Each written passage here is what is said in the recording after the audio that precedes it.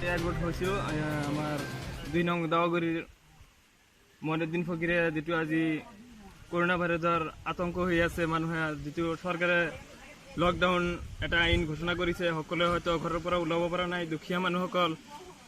কাম কৰিব পৰা নাই ঘৰত খোৱা লোৱাৰ কোনো ব্যৱস্থা ইমান নাই সেইকাৰণে মইনুদ্দিন ফকীৰে যি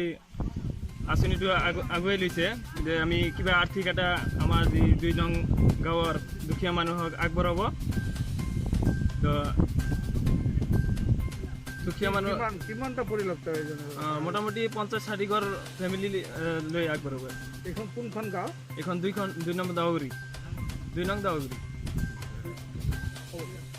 আৰু সকলো অসমবাসী আৰু ভাৰতৰ যিসকল মানুহ আছে আমি সকলোকে আহ্বান জনাইছোঁ এইটো যে চৰকাৰৰ যিটো আইন আপোনালোকে মানি চলক ঘৰত থাকক